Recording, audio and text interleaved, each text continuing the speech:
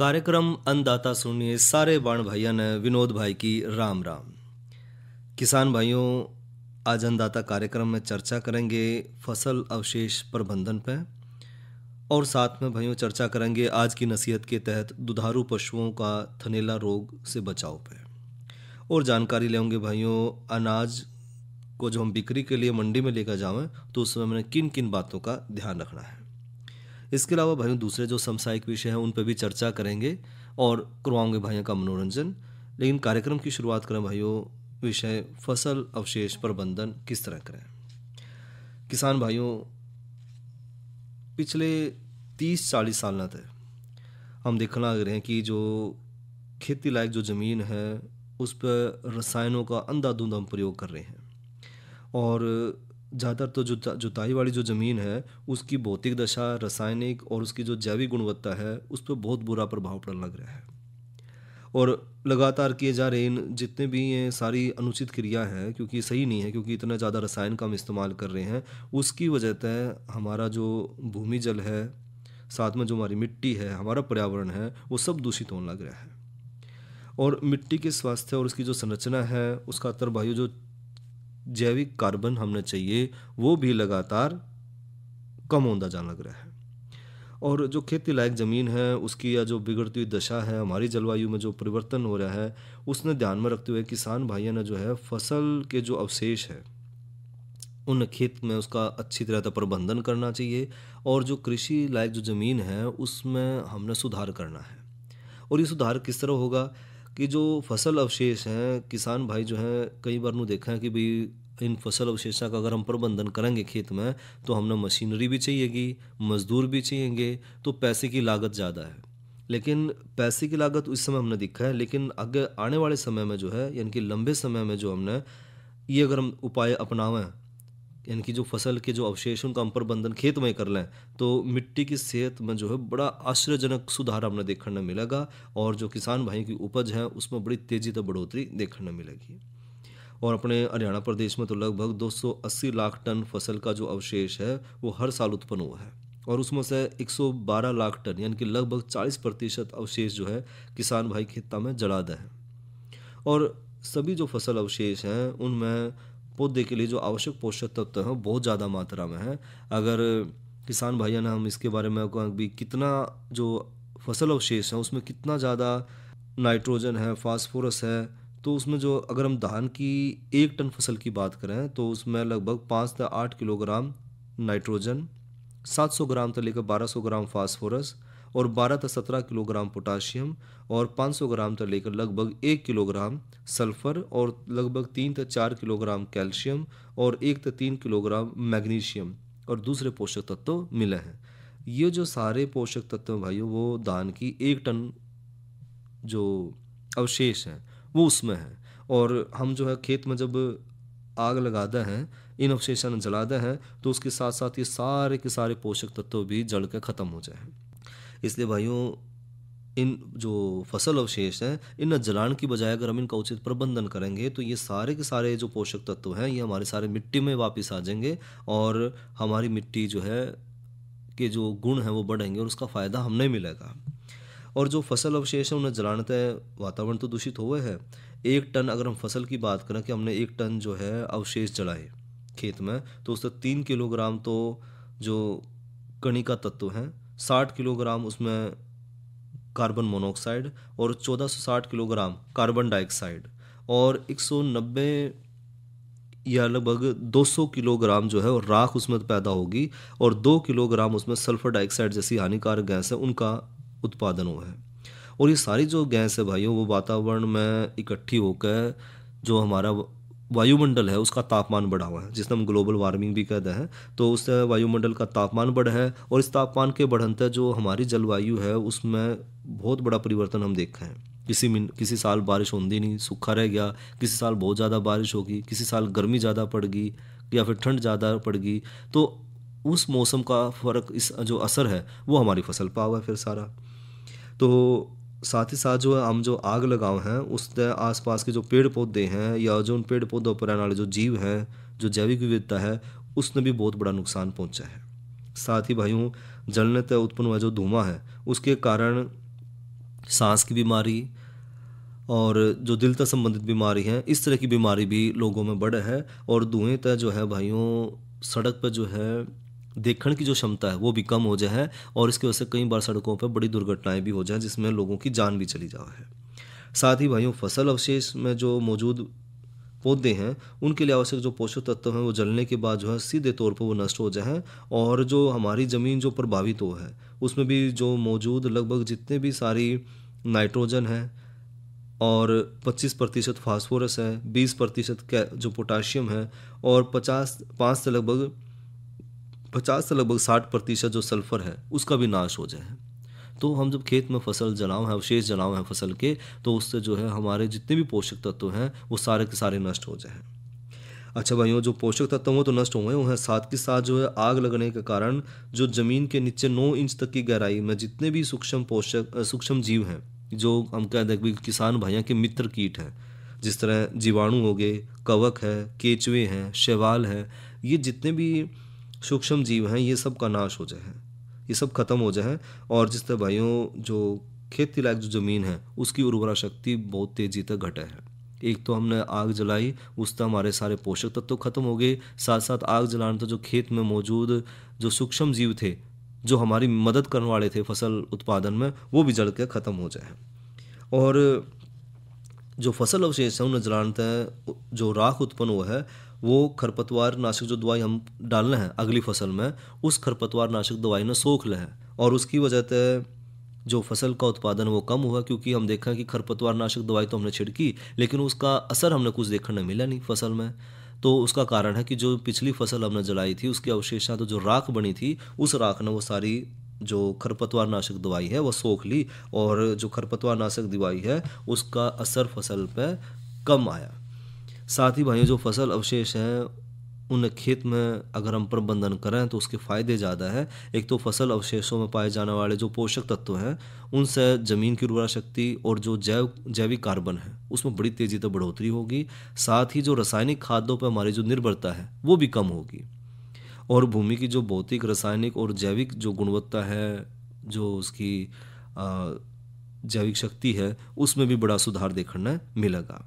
और फसल अवशेषों ने भाइयों भूमि में जलाने से जो है सूक्ष्म जीवों की संख्या जो है वो जो तेजी से घटा है। अगर हम फसल अवशेषों ने अगर ज़मीन में मिला देंगे उन्हें जलाए बिना, तो उससे जो हमारे जो मित्र कीट हैं उनकी संख्या में भी बड़ी बढ़ोतरी देखने मिलेगी। और इससे जो है हमारा जो प्राकृतिक चक्कर है, जिस तरह कार्बन चक्कर है, नाइट्रोजन चक्कर है, ये सब सुचारू रूप से चलेंगे। और इससे भाइयों मिट्टी भी जो हमारी भुरभुरी और उसमें तो हवा का जो आवागमन है वो भी बड़ी अच्छा हो जाएगा, और हमारी ज़मीन की पानी न सोखने की जो ताकत है वो भी बढ़ेगी। और पौधे के लिए जो पोषक तत्व हैं और जो नमी है उसमें भी बढ़ोतरी होगी, जिससे रासायनिक खादों और जो सिंचाई के पानी की भी बचत हमारी होगी। तो एक तरह से अगर हम जो फसल अवशेष है अगर उन हम अपनी ज़मीन में मिट्टी में मिला लें, तो उससे जो है हमारे मित्र कीट भी बढ़ेंगे, हमारी जो रसायन जो हमारे उर्वरक हैं, रासायनिक उर्वरक हैं, उन पर निर्भरता भी कम होगी। साथ साथ हमारे जो पानी है खेत का उसकी भी बचत होगी। तो इस तरह फसल का अगर हम प्रबंधन कर लें फसल अवशेष का, तो उससे हमें बहुत ज़्यादा फ़ायदे मिलेंगे।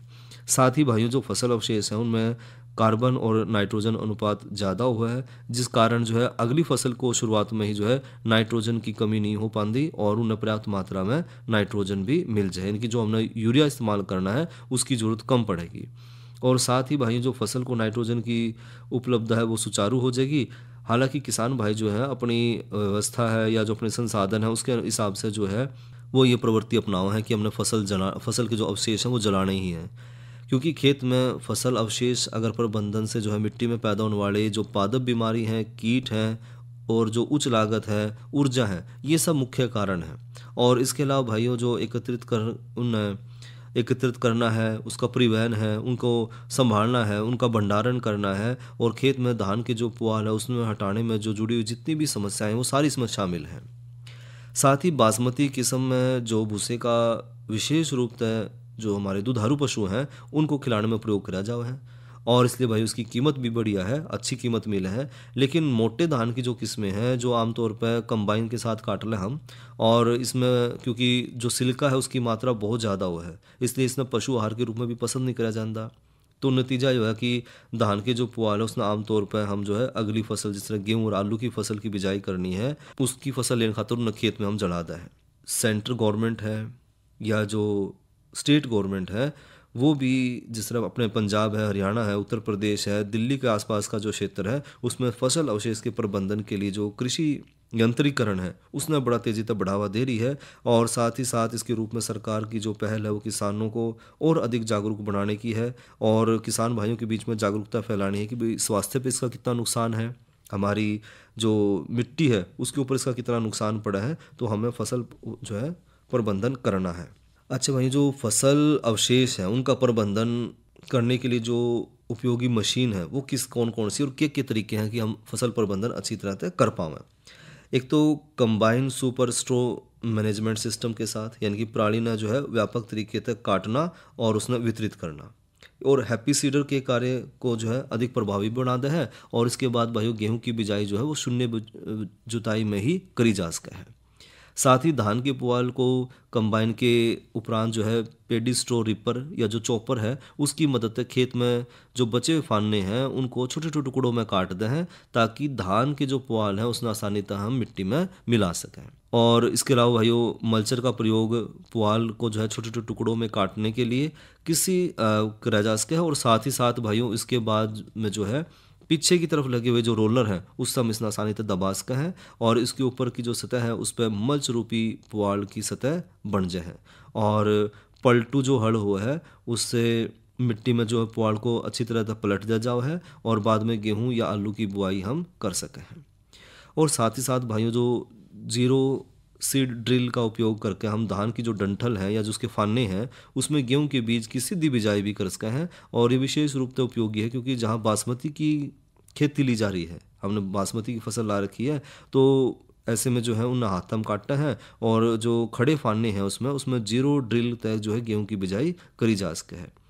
या फिर जो है हैप्पी सीडर की जो तुलना में हल्की मशीन है तो इसमें हम कम हॉर्स पावर वाला ट्रैक्टर भी आसानी से जो है इस्तेमाल कर सका है क्योंकि कम हॉर्स पावर का ट्रैक्टर भी इसने आसानी से खींच सका है।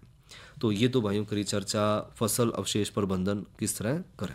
मुसीबतें और जरूरतें कभी बता के नहीं आती, ऐसे में मनपुरम फाइनेंस के साथ लीजिए एक स्मार्ट डिसीजन ताकि आप मुश्किलों का सामना कर सकें। आपके हर फाइनेंशियल इमरजेंसी में आपके साथ मनपुरम फाइनेंस जो लाए हैं इजी गोल्ड स्कीम, जिसमें जितने दिनों का होगा लोन उतना ही होगा इंटरेस्ट। अधिक जानकारी के लिए आज ही विजिट करें नजदीकी मनपुरम फाइनेंस शाखा में या टोल फ्री नंबर 1800-420-2233 पर कॉल करें।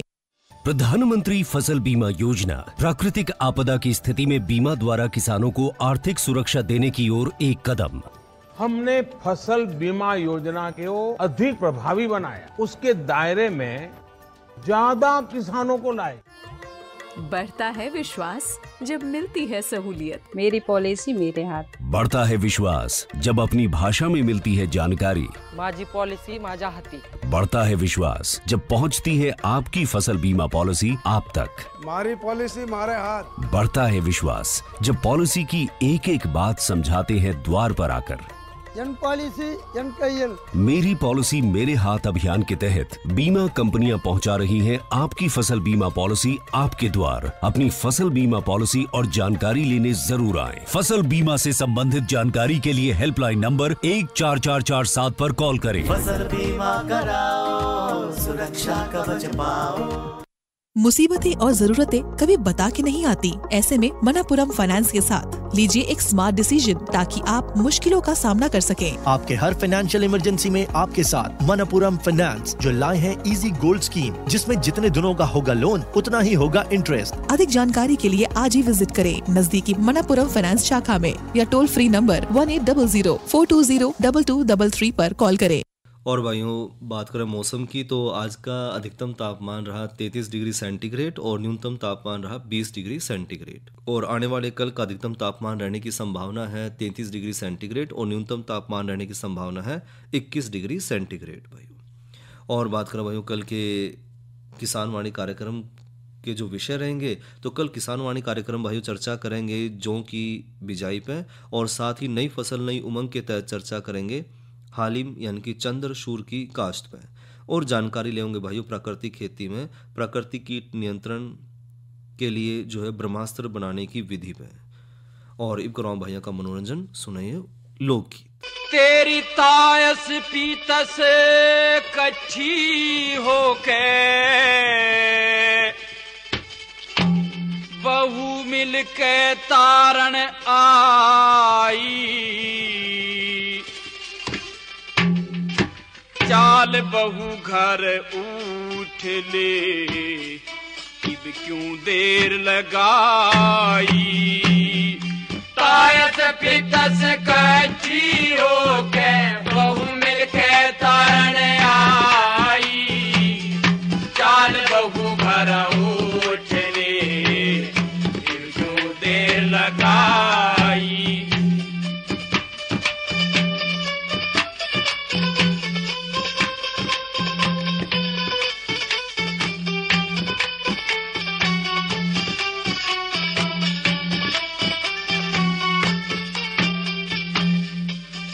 बहू क्यों देर करे से, क्यों ना घर ने चाले, केले जैसा गात बहू का खड़ी पदम निसिहाले, चार असर पी तेरी पीतस घले, चार असर पी तेरी पीतस घले, बहू तेरे मुंह दिखाई, चाल बहू घर उठ ले, क्यों देर लगाई।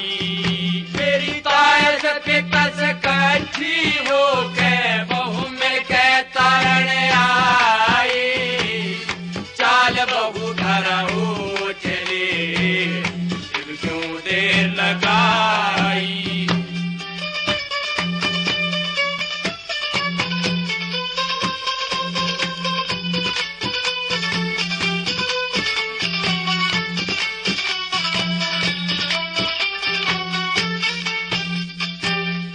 पल्लाठा मुँह देखण लगी, पल्लाठा मुँह देखण लगी, कच्चा रूप का चाला, गोरा गोरा गोरा गात बहू का जन तेरा चांद उजाला, सबसे डंगे निराला से, हाँ सबसे डंगे निराला से, बहू धन से जिसने जाई, चाल बहू घर उठ ले, क्यों देर लगाई। तेरी तायस पीतस कच्ची होके बहू मिल के तारण आई, चाल बहू घर उठ ले, क्यों देर लगाई।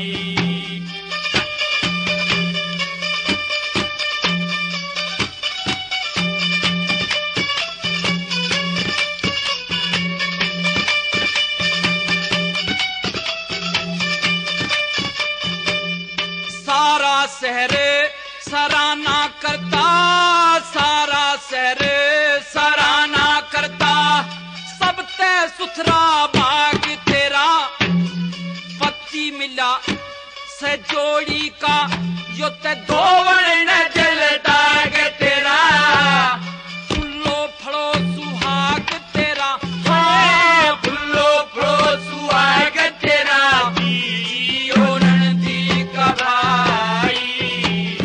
चाल बहू घर उठ ले, क्यों देर लगाई। तेरी तायस पीतस कच्ची होके बहू मिल के तारण आई, चाल बहू घर उठ ले, क्यों देर लगाई।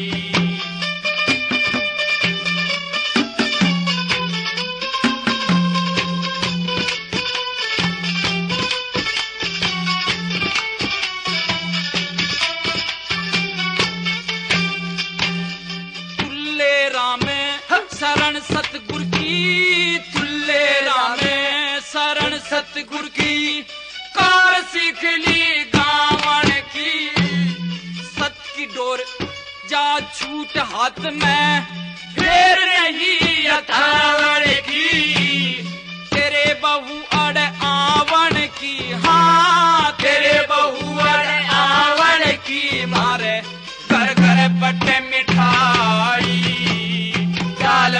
घर उछले दे लगाई तेरी ताया से पिता से कठी हो के बहू मिल के तारण आई चाल बहू घर उछले दे लगाई। मुसीबतें और जरूरतें कभी बता के नहीं आती। ऐसे में मनापुरम फाइनेंस के साथ लीजिए एक स्मार्ट डिसीजन ताकि आप मुश्किलों का सामना कर सकें। आपके हर फाइनेंशियल इमरजेंसी में आपके साथ मनापुरम फाइनेंस जो लाए हैं इजी गोल्ड स्कीम, जिसमें जितने दिनों का होगा लोन उतना ही होगा इंटरेस्ट। अधिक जानकारी के लिए आज ही विजिट करें नजदीकी मनापुरम फाइनेंस शाखा में या टोल फ्री नंबर 1800-420-2233 पर कॉल करें। तेजी से आगे बढ़ते हुए भारत में रोजगार और स्वरोजगार के अवसर लगातार बन रहे। प्रधानमंत्री श्री नरेंद्र मोदी जी के इस विजन को साकार करते हुए पशुपालन क्षेत्र के उद्यमियों व नव उद्यमियों को अपना उद्योग लगाने का मौका दे रहा है। पशुपालन एवं डेयरी विभाग भारत सरकार अपनी पशुपालन अवसंरचना विकास निधि AHIDF के साथ पशुपालन अवसंरचना विकास निधि के माध्यम से नए उद्यमियों को मिल रहा है 90% तक का लोन, 3% तक इंटरेस्ट सबवेंशन सहायता और हाँ, ऋण चुकाने के लिए 2 वर्ष की मोहलत और पुनर्भुगतान के लिए 6 वर्षों का समय। अगर लगाना चाहते हैं डेयरी और meat processing, animal feed, breed improvement, animal vaccine, animal waste to wealth से जुड़े प्रोजेक्ट, तो animal husbandry infrastructure development fund है आपके लिए। फिर देर कैसे, 10% की मार्जिन मनी जमा कीजिए और अपना व्यवसाय शुरू कीजिए। अधिक जानकारी के लिए लॉगिन करें ahidf.udyamimitra.in। मुसीबतें और जरूरतें कभी बता के नहीं आती। ऐसे में मनापुरम फाइनेंस के साथ लीजिए एक स्मार्ट डिसीजन ताकि आप मुश्किलों का सामना कर सकें। आपके हर फाइनेंशियल इमरजेंसी में आपके साथ मनापुरम फाइनेंस जो लाए हैं इजी गोल्ड स्कीम, जिसमें जितने दिनों का होगा लोन उतना ही होगा इंटरेस्ट। अधिक जानकारी के लिए आज ही विजिट करें नजदीकी मनापुरम फाइनेंस शाखा में या टोल फ्री नंबर 1800-420-2233 पर कॉल करें। और भाइयों, एवलेवन जानकारी की अनाज बिक्री के लिए मंडी में ले जाते समय हमने किन किन बातों का ध्यान रखना है। किसान भाइयों, एक तो जब हम अनाज ने मंडी में लेकर जाओ तो अपनी उपज बेचने के लिए हमने एक कार्ड मिला है, उसने पहले ज़रूर ले लें और साथ ही अनाज की जो है सही तरीके से छटाई कर लें और उसमें सही तरीके से पहले उसका खुद वज़न भी ले लें। यानी कि जब हम अनाज बेचने जाओ मंडी में तो ट्राली में भरने से पहले उसकी अच्छी तरह से साफ़ सफाई कर लें। जो अलग अलग तरह के बीज हैं कि छोटे बीज हैं, बीज के आकार के हैं या जो बड़े आकार के बीज हैं, उन अलग अलग कर लें ताकि हमें सही रेट मिल सके। और साथ ही साथ भाइयों वज़न भी कर लें और साथ में एक बात का और ध्यान रखें कि जो आवश्यक नमी की मात्रा है फसल में, वो नमी की मात्रा उसमें बरकरार रखें। साथ ही भाइयों, जो मंडी गेट पे पहुँचे तो सबसे पहले अपनी पर्ची ले लें और नीलामी की जो बिक्री है अपने सामान सामने ही करवाएं। और साथ में भाइयों, मंडी में अनाज का जो शुल्क है वो निर्धारित हुआ है और इससे ज़्यादा किसी को पैसा ना देवें और मंडी शुल्क जो है वो किसान को नहीं देना होता भाइयों। साथ ही बिक्री के समय अनाज की तुलाई जो है अपने सामने करवाएं और ध्यान देख रखें कि जो तुलाई है वो सही ढंग से हो रही है कि नहीं हो रही है। और बिक्री के बाद भाइयों भुगतान की जो रसीद है वो ज़रूर ले लें। इसने किसान भाई पर्चा के नाम से जाना है तो अपना पर्चा ज़रूर ले लें और ये जो पर्चा है वो व्यापारी जारी करा है। साथ ही भाइयों, 5,000 या उससे ज़्यादा की कीमत के अनाज को बेचने पर किसान भाइयों को कई बार उपहार योजना के नाम पर कुछ है कूपन भी मिले हैं। तो इस तरह के अगर कोई उपहार मिल रहे हैं, उनको जीतने का मौका है तो इस तरह के उपहार कूपन भी ज़रूर लेवें कि उसमें कुछ ना कुछ आपके लिए जो है अच्छा उपहार मिल सके है। साथ ही भाइयों, जब हम अनाज ने मंडी में लेकर जाएँ तो कुछ और बातों का भी हमने ध्यान रखना है। जिस तरह जो ट्रैक्टर ट्राली हम ले रहे हैं जिसमें हमने अनाज रखा है, एक तो उसने ओवरलोड ना करें क्योंकि इससे जो है किसान भाई का भी नुकसान हो जाएगा और सड़क पर चलने वाले जो दूसरे लोग हैं वो भी जो है दुर्घटनाग्रस्त हो सके है। साथ ही साथ भाइयों, जो ट्रैक्टर है, ट्राली है, उसकी मरम्मत, उसका जो रख रखाव सही तरह से हो और जो ट्राली है उसमें पहले उसकी अच्छी तरह से सफाई कर लें और अगर कोई जरूरत हो तो कोई रोगाणुनाशक तो भी उसमें साफ़ कर लें ताकि फसल में किसी तरह का कोई रोग ना आवे। और इब करें भाइयों चर्चा दुधारू पशुओं में थनैला रोग से बचाव पे।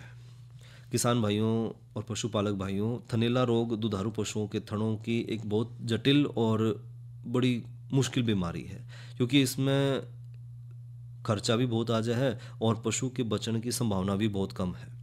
इस रोग में जीवाणु जो है थनों में सीधा प्रवेश करके जो दूध बनाने वाली कोशिका हैं उन्हें नष्ट करते हैं, जिससे दूध में छिछड़े हैं या फिर जो है कतरे या जो मवाद है वो आना शुरू हो जाए और दूध की मात्रा में तो एकदम तेजी से गिरावट आवा है और कदे कदे तो भाइयों दूध जो है बिल्कुल बनना बंद हो जाए और थन जो है पूरी तरह से खराब हो जाए। और ज्ञापन पशुओं में बयान तक लगभग 2 महीने पहले जो है पशु का दूध निकालना बंद कर दिया जावा है और ये 2 महीने का जो समय है भाई उसने हमको है शुष्क काल। और अपने जो हरियाणा जो पशु महाविद्यालय है या जो दूसरे अनुसंधान हुए हैं उनमें साबित कराया गया है कि जो अधिकतर दुधारू पशु हैं उनके थन और जो ल्यूटी है उसमें शुष्क काल के जो शुरुआती 2 से 3 हफ्ते हैं उसमें हमने दूध नहीं दूना चाहिए, क्योंकि इस समय जो है जीवाणु पूरे जो शुष्क काल है उसमें थनों में बड़ी तेजी से बढ़ोतरी करे हैं और विषैले पदार्थ जो है दूध बनाने वाली जो कोशिका है उन्हें नुकसान पहुँचावे हैं। जब पशु ब्यावा है तो ये नुकसान जो है थनीला रोग के रूप में प्रकट होकर हमारे सामने आ जाए। तो शुष्क काल में भाइयों थनों की रोग से लड़ने की तो क्षमता कम हो है, दूसरा पशुपालक भाइयों इस दौरान पशु पर ज़्यादा ध्यान भी नहीं दे पाता, इसलिए भाइयों शुष्क काल में थनीला रोग एक बहुत ज़्यादा नुकसान देने वाला रोग साबित हो जाए। और इस काल में भाइयों बढ़िया देखभाल है, उचित देखभाल है, थनों का जो है उचित जीव प्रतिरोधी जो टीका है वो इलाज है वो किसान भाइयों ने करवाना जरूर चाहिए और ताकि इससे जो थनीला रोग की संभावना है वो कम से कम हो जाए। और इस इलाज ने भाइयों शुष्क काल उपचार या फिर जो है ड्राई एनिमल थेरेपी भी कहे हैं और उसके कई सारे फ़ायदे भी हैं, क्योंकि अगर हमने यह थेरेपी करवाई तो इससे जो है थनों में जो उपस्थित संक्रमण है उसने हम ख़त्म कर सके हैं या फिर जो नए संक्रमण होने की जो संभावना बनी है वो भी लगभग ख़त्म हो जाएगी। दूसरा भाइयों जो शुष्क काल में दूध ना होने के कारण जो पीने वाला दूध है उसमें भी दवा से वो दूषित नहीं होता, क्योंकि हम उसमें दवा जो डालना है तो वो दवा दूध में नहीं आती और दूध दूषित नहीं होता।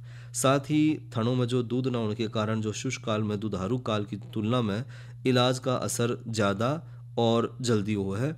साथ ही भाइयों थनों की जो चोट है या जो खरोच है उसका भी इलाज ठीक तरह से हो जाए, उसमें भी हमने मदद मिल जाए। और शुष्क काल में भाइयों एक तो वातावरण का ध्यान जो रखा कि शुष्क काल के दौरान जो है पशुओं को साफ और नमी रहित जगह पर रखें जहाँ सही तरह का प्रकाश हो, हवा हो और एक साथ ज़्यादा पशु ना रखें।